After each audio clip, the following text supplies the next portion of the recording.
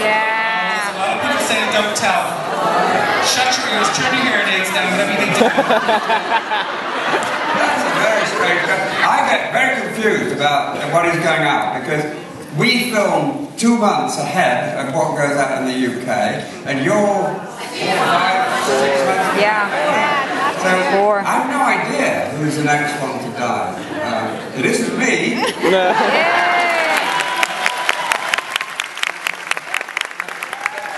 can bet your bottom dollar that somebody will. Yeah.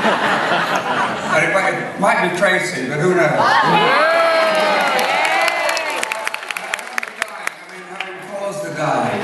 Share the love, people. Shirley has a question here. Shirley? Yeah. Hi, Mr. Roache. Hello. I hate to say this because I'm creeping up to your age. Has retirement, that nasty word, come into your mind yet? No. But, congratulations on reaching the age. Good. No, retirement is something, while I can do it, and while they want me, I will carry on because I love it.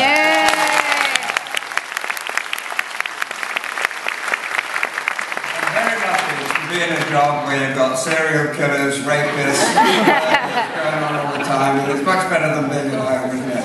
No, I'm just very lucky that I love Coronation Street. I'm very proud of it. I'm often asked, do I have any regrets of having done the same part for 52 years, but I don't have any regrets. I do have a curiosity, because I was very ambitious and wanted to do well, but I get full job satisfaction in the street, and we are a very happy group. It's a nice place to go to work. We all get on well. There's no divas, no tantrums, and I'm Kurt Bride. I'm very lucky. I've got someone to work with who just has to do it.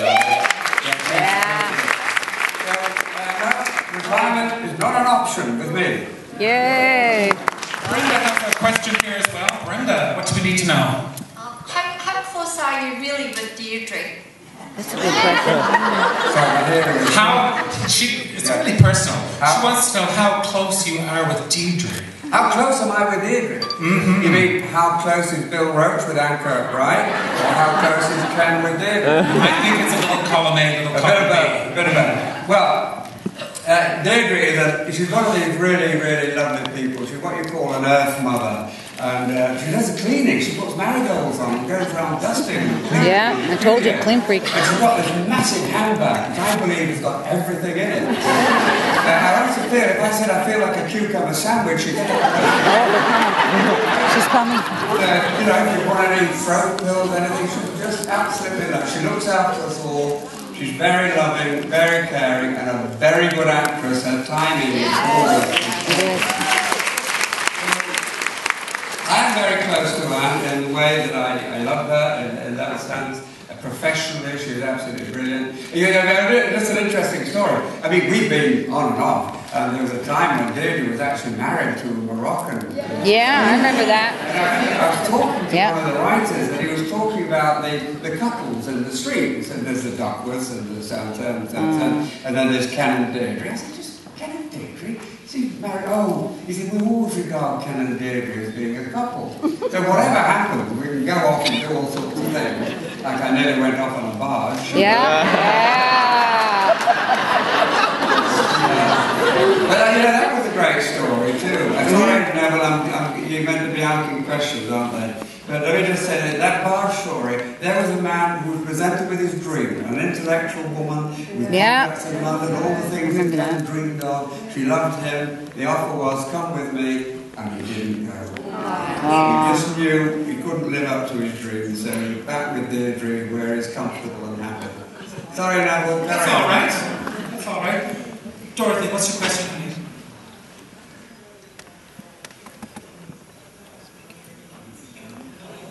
Doll?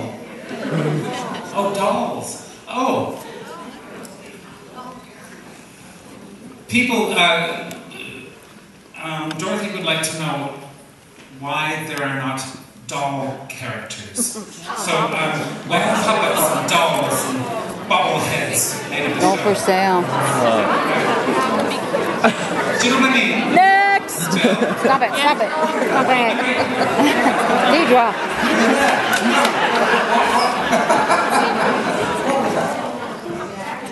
Like a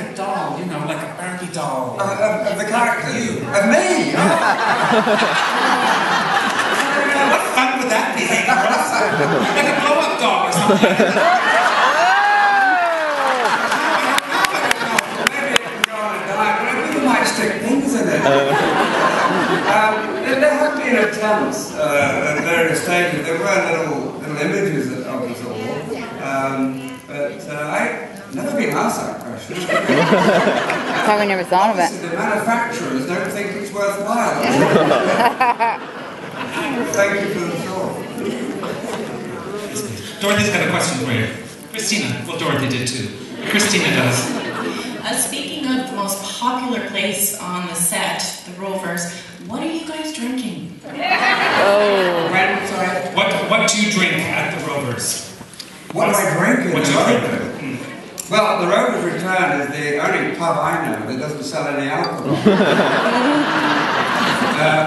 It's a sort of kids' shandy. I think it might be 2% proof or something like that for the beer. And then the red wine is grape juice, white wine is grape juice. So there is no alcohol. I think there were in the past who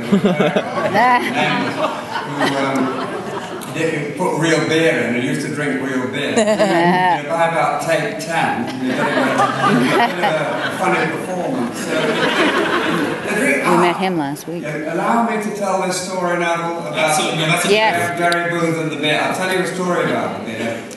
In the early days, the sets were all around the edge of the studio, and the camera used to literally flip from one set to the next, because we used to film it straight through in story order. I remember being in the Barlows once, and I could have done that and touched the Rovers bar. You were that near.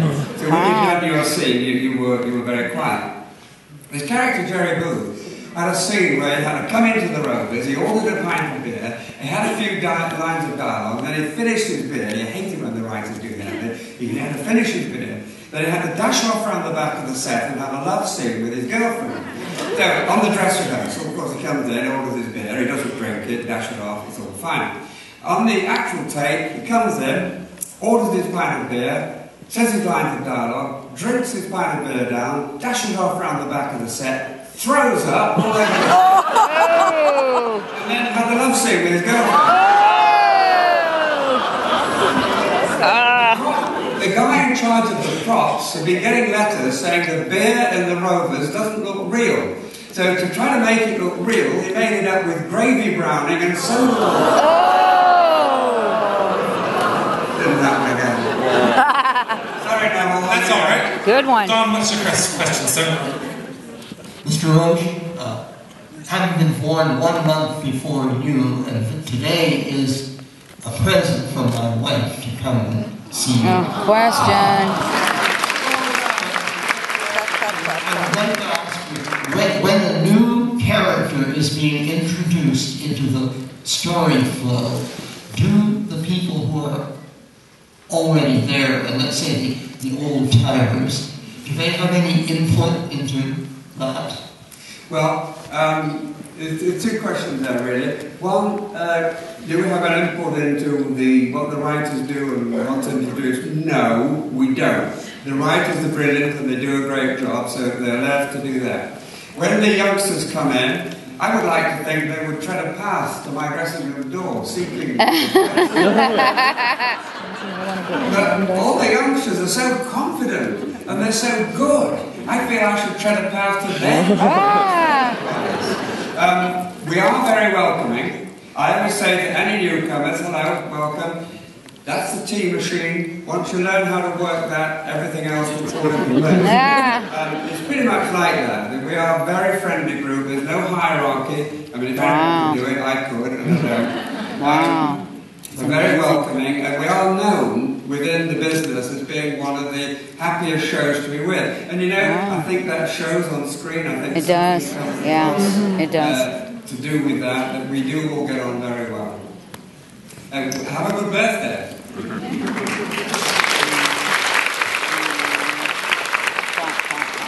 Ellen, right here, my love. Hello, welcome to Toronto. Thank you. I was just wondering if you have a take on why Coronation Street is so popular in Canada. Yes, I think we're not a documentary, But in so much as we're a drama, like I said earlier, we are realistic, as truthful as we possibly can be. We also reflect life, people's problems, their marital problems, their relationships and so on. So people can sort of relate to the show. We're about human beings in quite a low social category, struggling against the adversity of life. And I think if you just change the accent, change the geography, change the race even, it's pretty similar wherever you go. And it's wonderful for us to feel that you identify with that, you feel the same way, you know, to come all the way to Canada and feel the warmth and friendliness and the appreciation that you have for the street is great feeling for us, and I want to thank you all very much for that. It means a lot to us. Thank you.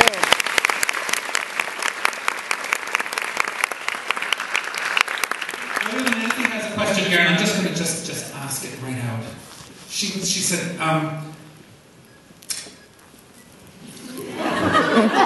because I answered it, I better not. Here, you better ask the question. Ken Barlow reads all kinds of intellectual books. What does William Roache read? Never says that.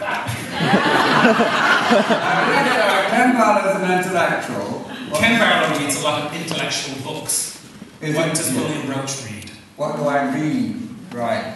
Well, it may sound rather tedious. I tend to read spiritual books, books about the here and now and the earth and all that's happening and all the things that are happening this year. Those sort of things are the books that interest me, and there's a lot around how we can look after the earth and be more loving to each other and more peaceful. You thought you were going to get a funny answer here, didn't you? She did.